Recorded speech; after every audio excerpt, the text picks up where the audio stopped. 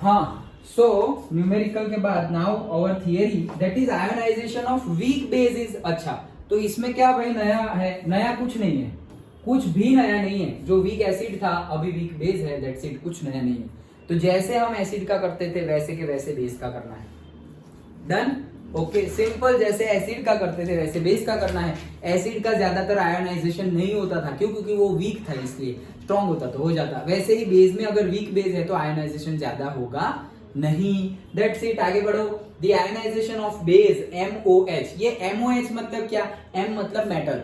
Okay, तो जैसे हमने बोला ना बेसिस कौन कौन से थे? Sodium hydroxide, lithium hydroxide, potassium hydroxide, caesium hydroxide, magnesium hydroxide, okay, barium hydroxide, calcium hydroxide. तो M मतलब मेटल, ओके, और OH तो हमें मिलेगा ही, पानी में डालेंगे तो यहां से OH निकल जाएगा। Can be represented by the equation. MOH को पानी में डालोगे, H2O यहां आएगा, तो MOH को पानी में डालोगे तो M प्लस और OH minus.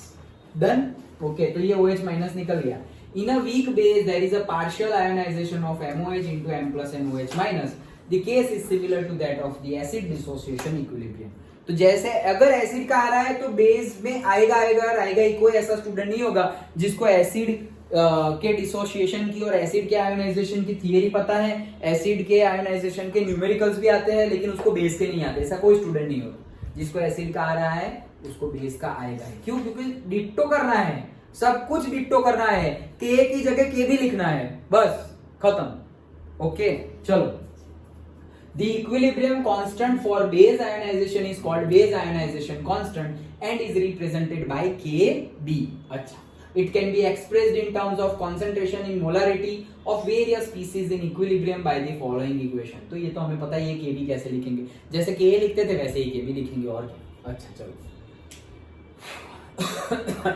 Alternatively, if C is the initial concentration of base and alpha is the degree of ionization of the base, the extent to which the base ionizes, when equilibrium is reached, the equilibrium constant can be written as। तो ये formula भी वैसे ही derive करना है जैसे हमने किया था, डिट्टो, कोई चेंज नहीं। डन, ओके, तो फॉर्मूला हमें पता ही है।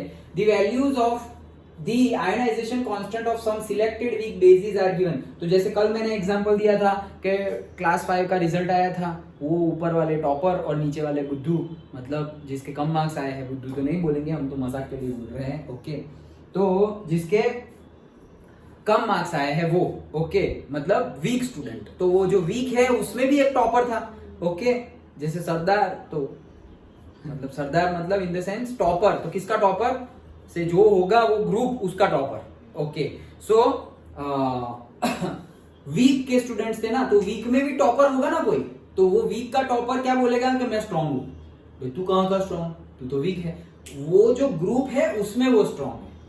कल वाला एग्जांपल याद है ना? ओके, तो वैसे ही तो कौन स्ट्रांग था? जिसके मार्क्स ज्यादा हो वो स्ट्रांगर है, वीकर के ग्रुप में वो स्ट्रांगर है। वैसे ही यहाँ पर जिसके केवी का वैल्यू ज्यादा, वो वीकर बेस वाले ग्रुप में भी स्ट्रांग बेस है। डन, चलो। तो ये है हमारे कई बेस। देखो कौन सा है? डाइमिथाइल एमाइन, ये सब नाम हम 12th में देखेंगे। Dimethyl amine, then triethyl amine, then ammonia, then quinine, okay, a plant product, then pyridine, then aniline, then urea। ये सब के सब वीक बेस है, सब के सब याद रखना वीक बेसिस के नाम। तो ये सारे के सारे वीक बेस हैं। अंडरस्टूड? मैंने एक बताया था ना, कौन था वो? हाइड्रेजिन, वो यहाँ नहीं लिखा हुआ है। NH2 that is hydrazine. Okay, तो वो भी यहाँ आएगा। एमोनियम क्लोराइड, वो एमोनियम क्लोराइड तो ऐसे सॉल्ट है। अच्छा, चलो, तो एमोनिया में से जो बनेगा ये लिखा हुआ है ना, एमोनियम हाइड्रोक्साइड। ओके, चलो, तो ये सारे के सारे क्या है? Weak base. अभी इनमें से तुम बताओ कि सबसे ज्यादा स्ट्रॉन्ग वीक बेस कौन सा है?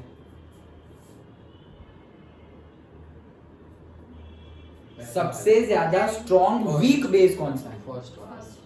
फर्स्ट वाला, करेक्ट। क्यों? क्योंकि देखो 10⁻⁻⁴ है, तो सबसे बड़ी वैल्यू वही है। तो सबसे ज्यादा स्ट्रॉन्ग वीक बेस कौन सा है? Dimethyl amine. इन ग्रुप में सबसे ज्यादा स्ट्रॉन्ग वीक बेस कौन सा है? Diethyl amine. क्यों? क्योंकि ये नंबर तो चलो मान ले कोई भी है, लेकिन यहाँ पे 10⁻⁴ है और ये सारे नंबर उससे छोटे हैं। ओके, सारे नंबर उससे छोटे ही है ना, 4 से 5 बड़ा है नहीं, आगे माइनस है। ओके, सो ये सबसे बड़ा वैल्यू है। तो केबी का वैल्यू जिसका बड़ा वही है क्या, स्ट्रॉन्ग। वीक के ग्रुप में वो स्ट्रॉन्ग है। अच्छा चलो, तो ये हमने डिस्कस किया। Now many organic compounds like amines are weak bases. Amines are derivatives of the ammonia in which one or more hydrogen atoms are replaced by another group। ये तो हम 12th में पूरा का पूरा चैप्टर में देखने वाले हैं। ओके, सो एमोनिया जो है उसके डेरिवेटिव्स है। उसके डेरिवेटिव्स मतलब उसमें से बने हुए, जैसे कि ऐसा समझो मेरे पास मिल्क है, फिर मिल्क में से मैंने बटर मिल्क बना दिया, मैंने पनीर बना दिया, मैंने फिर से मक्खन बना दिया, बटर बना दिया, बटर मिल्क बनाया, बटर बनाया, पनीर बनाया, ओके, घी बनाया, ओके, कितना कुछ बनाया, लेकिन सब कुछ बनाया कहाँ से, मिल्क में से। तो ये सारी चीजों जो हमने बनाई, घी है, पनीर है, बटर मिल्क है, बटर है, चीज है, ओके, तो ये सारे के सारे क्या बोले जाएंगे, मिल्क के डेरिवेटिव्स। मिल्क में से बनाए इसलिए मिल्क के डेरिवेटिव्स है ये। ओके, तो वैसे ही एमोनिया में से बनाए हुए जितने भी प्रोडक्ट होंगे वो सारे क्या होंगे, एमोनिया के डेरिवेटिव्स। सिंपल। ओके, तो एमोनिया के डेरिवेटिव्स भी बेस है।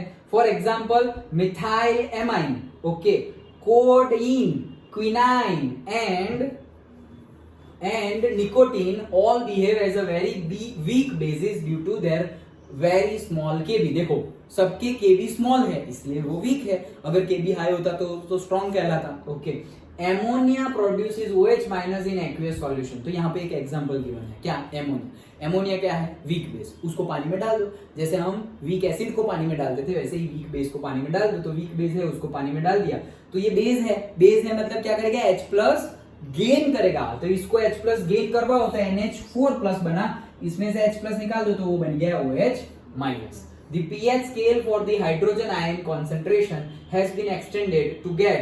अब pH स्केल भी क्या है, मिलेगा ही ना भाई। अगर pKb वैल्यू मिल गई तो pKb में से pKb कैसे मिलेगा, तो kb है ना, अगर kb पता है तो pKb तो इजी, माइनस लॉगरिथम ले लो तो वो pKb मिल जाएगा। अगर kb पता है तो kb पे से pKb की वैल्यू ढूंढना क्या प्रॉब्लमेटिक बात है, सिंपल तो है।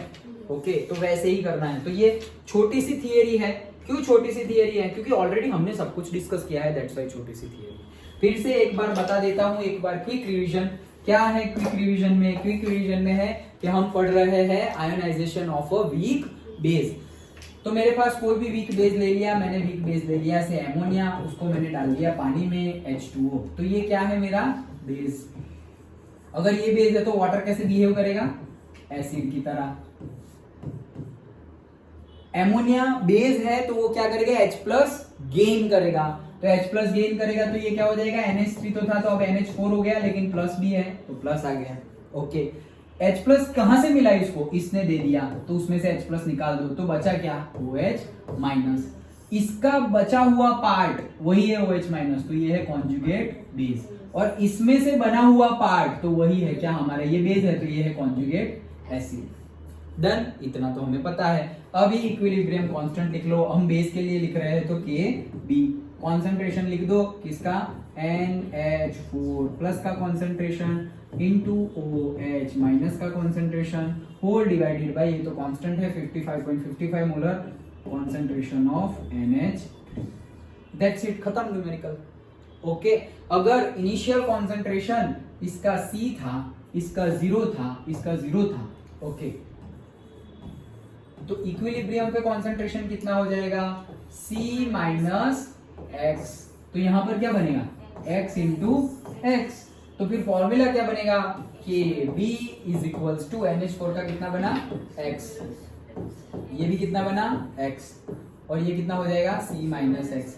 बस ये एक फॉर्मूला बन गया। इसमें हम X को निग्लेक्ट कर देते हैं, इस X²/C ऐसे ही ले लेते हैं ना, लिख दे क्या, Kb = से X²/C when C is very very very greater than X। तो ये एक फॉर्मूला बन गया। और दूसरा फॉर्मूला भी हमें पता है, अगर हमने ऐसा ना लिखकर ऐसा लिखा, कैसा लिखा, ऐसा ना लिखकर हमने ऐसा लिखा इक्विलिब्रियम पे C - C♯, ओके, उसमें से हम C♯ के डिग्री ऑफ आयनाइजेशन और एक्सटेंट ऑफ आयनाइजेशन के फॉर्म में, तो यहां पर भी क्या बनेगा, C♯, और यहां पर भी क्या बनेगा, C♯। तो उसके अकॉर्डिंगली लिखे तो Kb = क्या आएगा, C♯ × C♯ divided by C - C♯। तो तो ये हो जाएगा सी स्क्वायर अल्फा स्क्वायर, इसमें से सी कॉमन 1 माइनस अल्फा। तो केबी की वैल्यू क्या आई, केबी की वैल्यू आई, सी एक कट हो गया तो एक C alpha square divided by 1 minus alpha. तो ये केबी का दूसरा फॉर्मूला। एक ये वाला formula in terms of x. अगर डिग्री ऑफ आयनाइजेशन और एक्सटेंट ऑफ आयनाइजेशन की बात की हो तो ये फॉर्मूला जो अभी बुक में लिखा हुआ था वो, और अगर उसकी बात ना की गई हो तो और सिंपल वे में एक्स स्क्वायर बाय सी, जैसे कर रहे थे वैसे ही करना है। जिसकी केबी की वैल्यू, जो वीक बेसिस में केबी की वैल्यू सबसे ज्यादा हो, वो सारे के सारे वीक बेसिस के ग्रुप में स्ट्रॉन्ग है। अंडरस्टूड? ओके, तो यही हमें समझना था, सिंपल है। अभी जैसे उसमें न्यूमेरिकल किए थे वैसे इसमें भी न्यूमेरिकल करते हैं, लेकिन थियरी तो सिंपल है। समझ में आ गया? कोई डाउट नहीं? Correct, that's it. तो यहाँ वहां एसिड था, यहाँ पर बेस है, वहां पर के था, यहाँ पर के भी है, वहां पर पी के था। अगर तुम्हें के पता है तो तुम क्या ढूंढते थे, पी के ढूंढते थे। तो तुम्हें यहाँ पे के भी पता होगा तो तुम क्या ढूंढोगे, पी के भी ढूंढोगे, और क्या, सिंपल।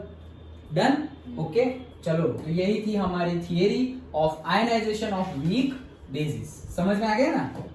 ओके, तो आयनाइजेशन ऑफ वीक बेसिस की थियरी। अभी हम इसके न्यूमेरिकल्स करते हैं।